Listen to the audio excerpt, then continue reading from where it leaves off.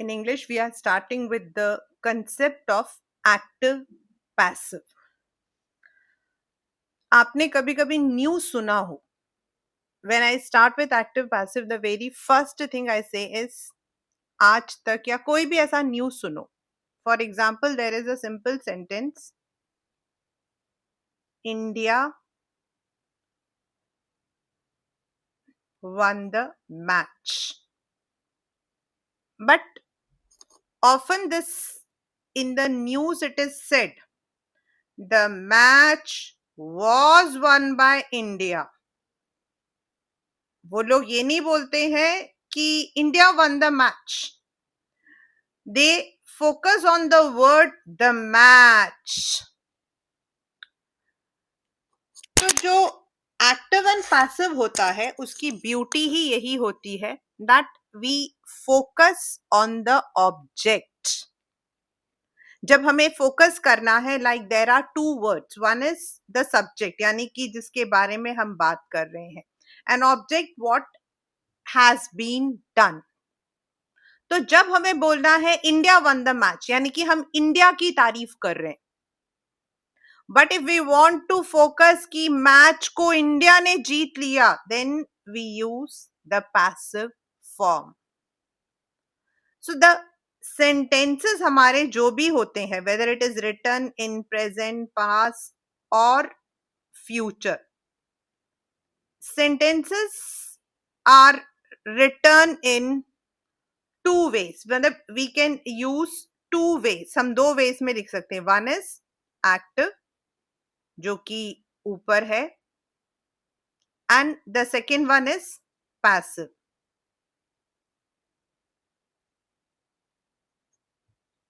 So this is the first meaning of what we say active and passive.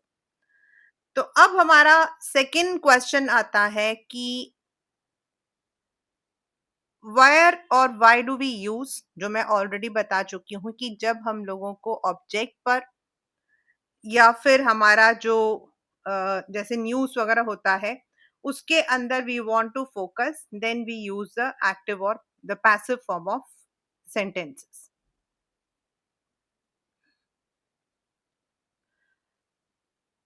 Active और passive के दो important thing होते हैं. दो, एक होता है आपको पता होना चाहिए द टेंस, यानी कि whether it is written in present, it is written in past और it is written in future.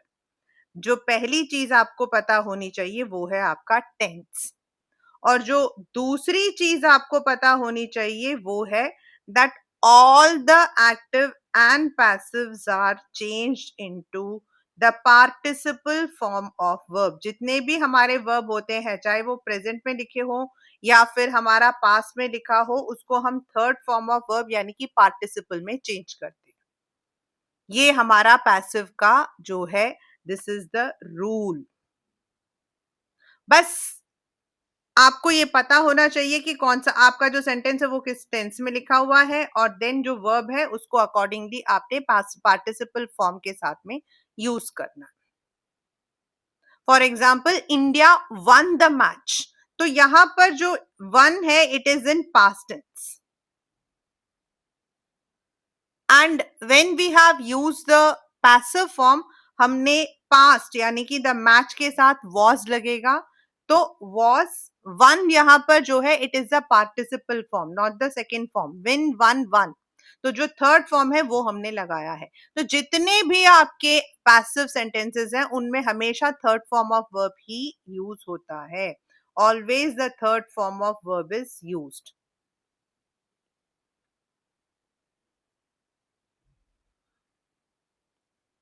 Now, a very quick look.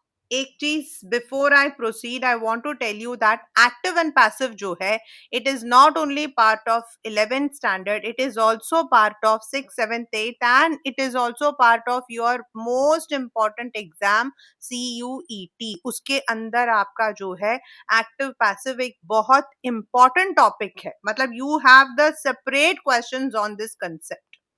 तो अगर आप यहाँ पर लर्न कर रहे हो तो it is going to help you out even in your CUET. बाकी जब हम रिपोर्ट राइटिंग वगैरह लिखते हैं, रिपोर्ट राइटिंग हमारा एक कंसेप्ट है 12th स्टैंडर्ड में, उसमें हम पार्टिसिपल फॉर्म को यूज करते हैं। तो अगर हम एक्टिव पैसिव को यहाँ लर्न करते हैं तो it is going to help us in all the ways, right. तो अब हम स्टार्ट करते हैं। हमारे पास आता है सबसे पहले प्रेजेंट फॉर्म, और प्रेजेंट में हम लोग यूज करते हैं सिंपल प्रेजेंट, यानी कि सब्जेक्ट प्लस वर्ब में एस या ईएस लगाकर हम सेंटेंसेस बनाते हैं और ऑब्जेक्ट लिखते हैं।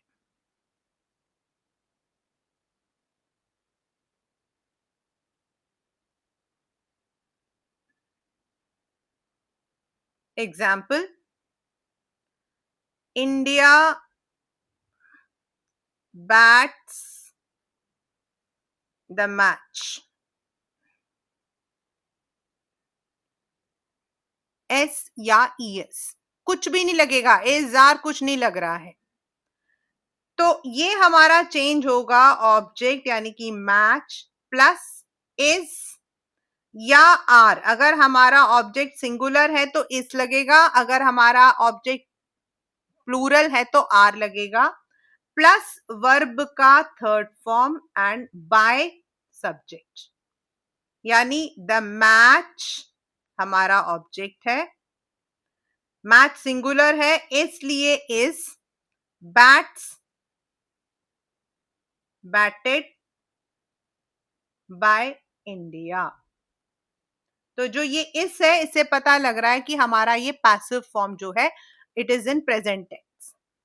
अब हमारा आता है कॉन्टिन्यूअस, यानी subject plus is are am plus verb I N G and object, यानी वी आर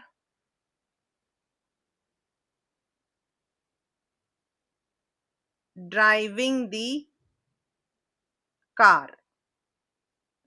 वी भी हो सकता है, आई एम, ही इज, कुछ भी हो सकता है। तो ये हमारा चेंज होता है इनटू, अब कार हमारा जो है ऑब्जेक्ट है, तो द कार, अब कार सिंगुलर है तो इज। अब यहां पर थोड़ा सा आपको समझना होगा, जो भी हमारे आईएनजी फॉर्म होते हैं, आईएनजी इंग, ये हमारे हमेशा चेंज होंगे इनटू बीइंग, बी एंड इंग।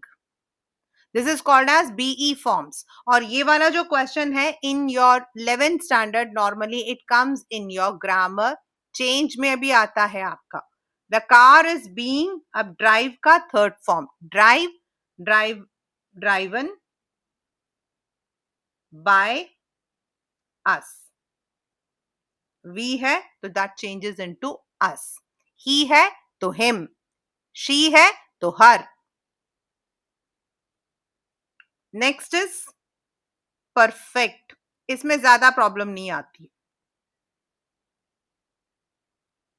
He has won the trophy.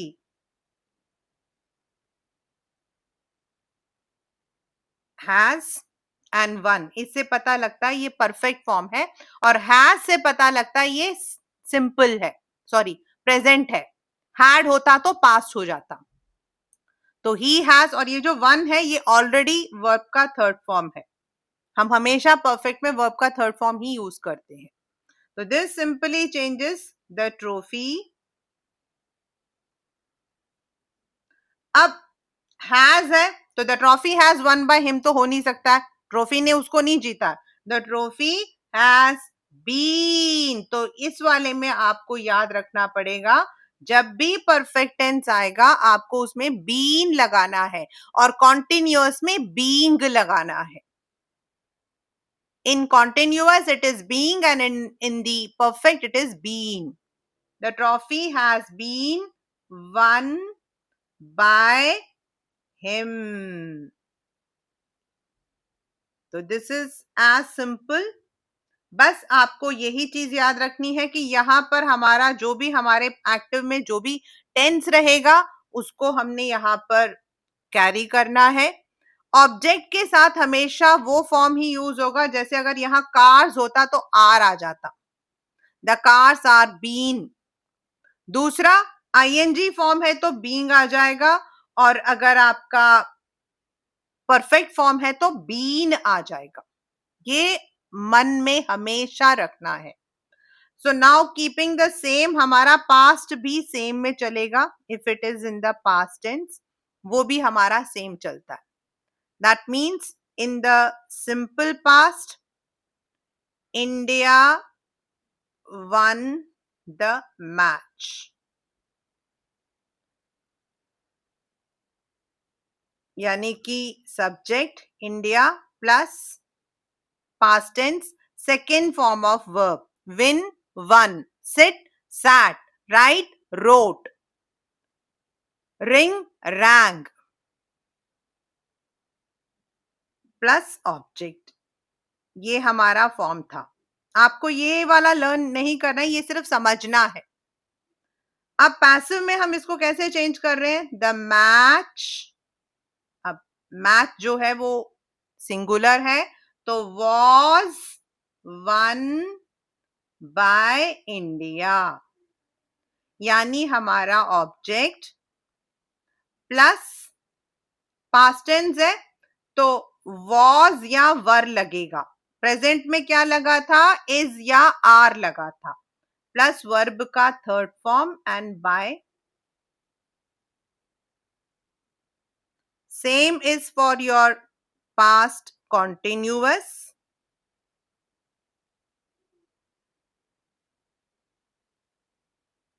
India is signing the agreements. अब मैं यहाँ पे थोड़ा सा चेंज कर रही हूं ताकि आपको प्लूरल फॉर्म भी समझ आ जाए। With Japan. आपका वही जाएगा, subject plus, sorry, India was, I am so sorry, was या वर, वर्ब का आईएनजी फॉर्म, साइन का साइनिंग, देन ऑब्जेक्ट। ये हमारा पास्ट का रहता है इन कॉन्टिन्यूअस। तो अब ये चेंज कैसे होगा हमारा? अब यहाँ पे क्या है? इंडिया क्या कर रही है? इंडिया क्या कर रही थी? एग्रीमेंट साइन कर रही थी। इंडिया, तो एग्रीमेंट हमारा ऑब्जेक्ट है, जापान नहीं है। तो द एग्रीमेंट्स, अब एग्रीमेंट्स क्या है हमारे? प्लूरल, तो क्या लगना चाहिए? वर। फिर ये आईएनजी फॉर्म है तो क्या लगना चाहिए? Being, B E I N G, being. और साइन का third form signed, sign, signed, signed bye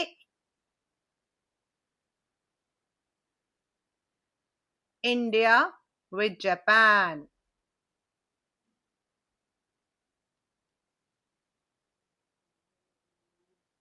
यानी ऑब्जेक्ट प्लस वॉज या वर,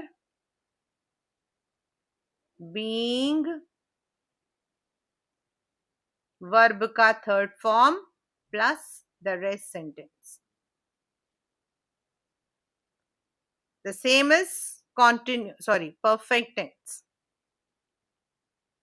The perfect continuous I'll be doing in this way. अभी मैं करूंगी perfect tense.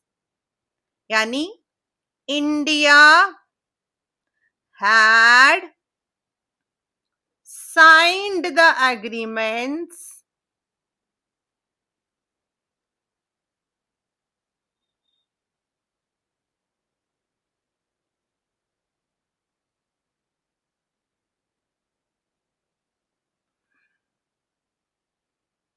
परफेक्ट टेंस में हमारा हमेशा आता है subject plus had plus verb का थर्ड फॉर्म ही रहता है। इसमें सबसे इजी है, we don't need to change the verb, plus object.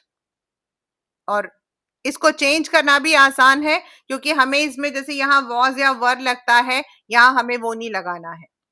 In the past tense, it is very easy. The agreements were, sorry, the agreements had been signed by India with Japan.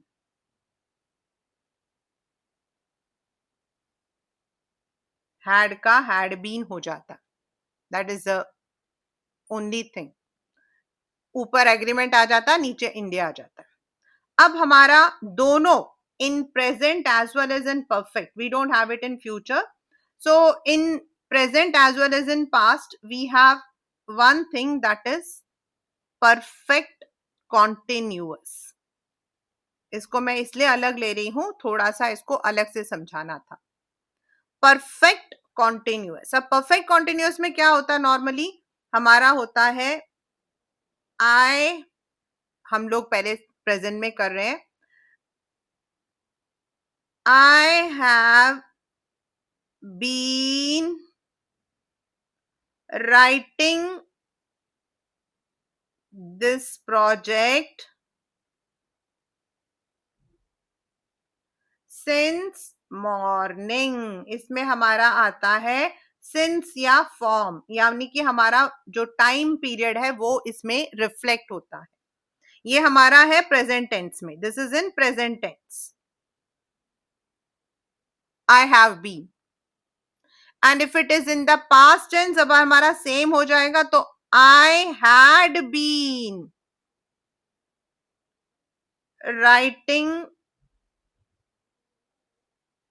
the project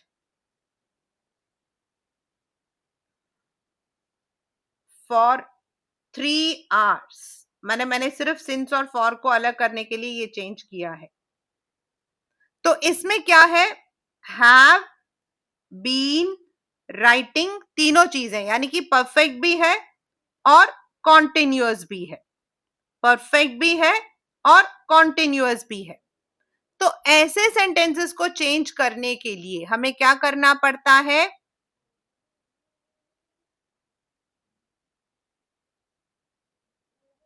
ये हमारा है subject plus have, has, had, been plus verb का ING form plus आपका rest of the sentence. ऐसे sentences की जो पहचान होती है वो होती है सिंस या फॉर. तो ये आप समझ सकते हो कि दिस इज परफेक्ट कॉन्टिन्यूअस. यानी प्रेजेंट में है तो हैज और हैव होगा, पास्ट में तो हैड आएगा, इसमें बीन भी होगा और आईएनजी भी होगा. तो ऐसे सेंटेंसेस को चेंज करने के लिए हमें लिखना है द ऑब्जेक्ट प्लस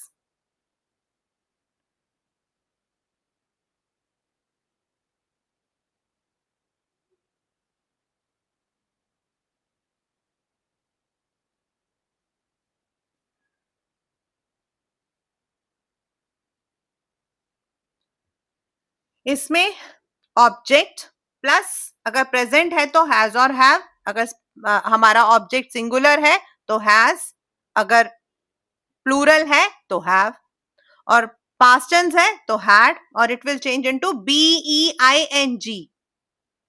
बीन नहीं रहेगा, बीइंग रहेगा. और वर्ब का थर्ड फॉर्म, जैसे for example I have been writing this project since morning. This project, अब ये सिंगुलर है, हैज बीइंग, बीन नहीं बीइंग, क्योंकि हमें इसमें परफेक्ट भी ऐड करना है और हमें कॉन्टिन्यूअस भी करना है. तो the project has being written by me since morning. Similarly, this project had been, अब ये past tense था इसलिए had been written by me for 4 hours, sorry, for 3 hours. तो जो हमारा परफेक्ट कॉन्टिन्यूअस वाले सेंटेंसेस होते हैं विच इज वेरी कॉमन, उसमें हमें जब हम चेंज करते हैं तो हमें हैज बीइंग यूज करना पड़ता है, where is in the perfect form हमारा हैड जो है वो हैड बीन में चेंज हो जाता है, हैड जो है वो हैड बीन में चेंज हो जाता है। एंड इन द कॉन्टिन्यूअस हमारा जो है वो बीई आई एन जी रहता है विद इज या आर या वॉज या वर के साथ। ये थोड़ा सा आपको लर्न करना पड़ेगा। द लास्ट इज फ्यूचर, और फ्यूचर में हम लोग जो हमारे नॉर्मली पेपर होता है उसके अंदर हमारा सिर्फ सिंपल एंड कॉन्टिन्यूअस ही आता है, मतलब that is actually advisable. We don't have the perfect and other one. Simple में हमारा सेंटेंस होता है ही शैल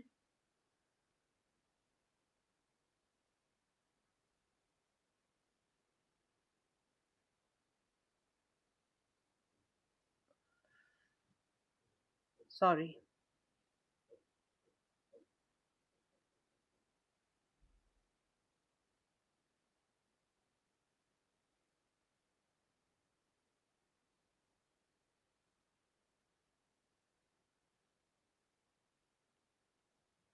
अब ये शैल भी हो सकता है, विल भी हो सकता है। He shall buy a house next year. This is simple future. जो हमारा कहता है सब्जेक्ट प्लस विल या शैल प्लस वर्ब का फर्स्ट फॉर्म, ये हमारा होता है सिंपल फ्यूचर। जैसे I will go to market tomorrow, I shall give my boards in 2027। तो ये हमारा होता है simple future and this changes into same हमारा अ हाउस शैल बी। उसमें हमारे बी बीइंग बीइंग और बीन थे, यहां पर हमारा आता है बी, शैल का shall be. A house shall be bought by bought by him the next year.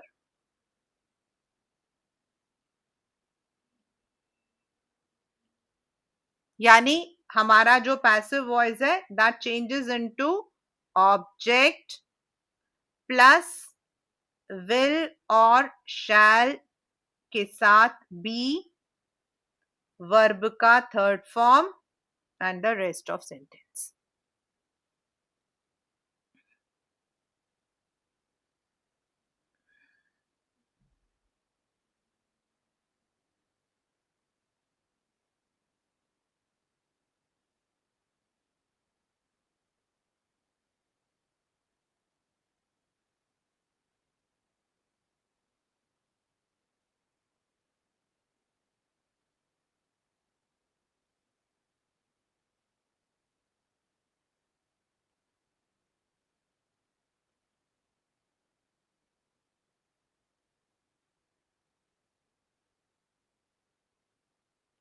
Meera will study masters in abroad next year.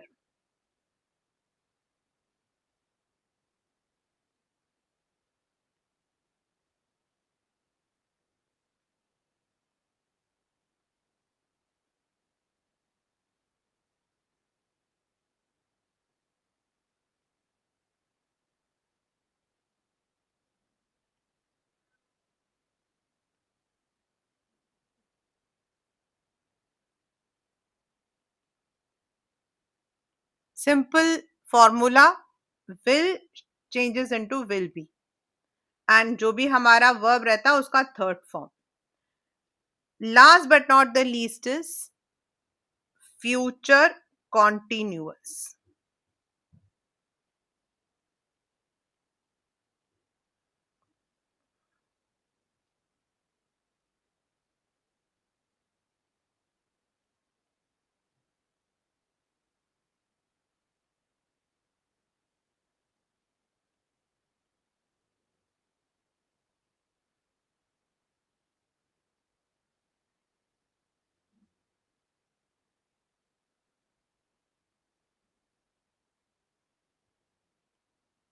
The builder will be making large mansions in Goa.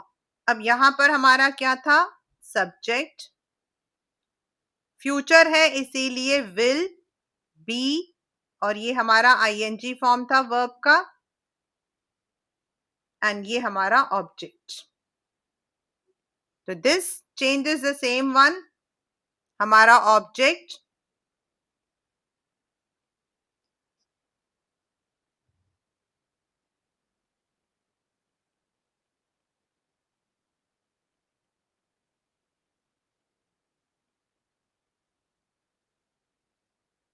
हमारा object है large mansions. अब इसमें हमारा कुछ change नहीं होता। Large mansions मतलब जैसे उसमें इज या आर होता है प्लूरल में, इसमें सेम रहता है, विल है तो विल ही रहता है। लार्ज मैंशंस विल बी, अब हमारा मेड है तो मेक है तो made, make made made, will be made by the builder इन गोवा।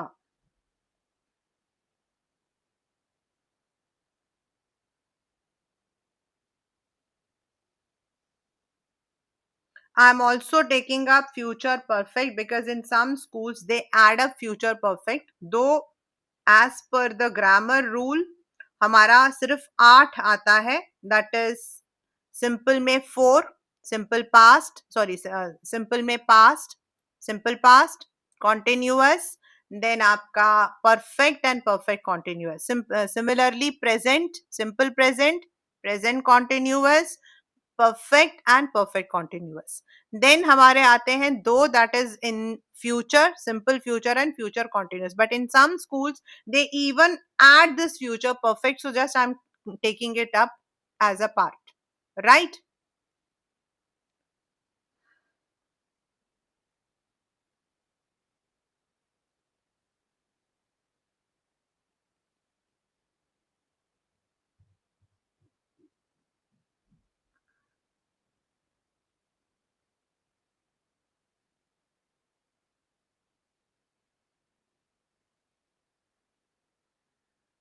इसका मतलब होता है वो काम जो हो चुका होगा in the future. Future perfect का जो मीनिंग होता है वो होता है कि जो काम फ्यूचर में हो चुका होगा, मतलब हम अभी से उसको अंदाजा लगा रहे हैं।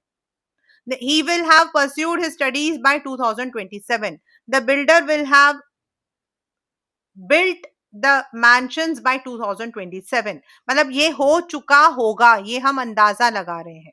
तो the same is there, यहाँ पर this is the object, then ये हमारा है he is the subject, तो his studies will have been, क्योंकि ये कॉन्टिन्यूअस नहीं है, परफेक्ट है, तो will have been pursued, pursued ये होता है बाय हिम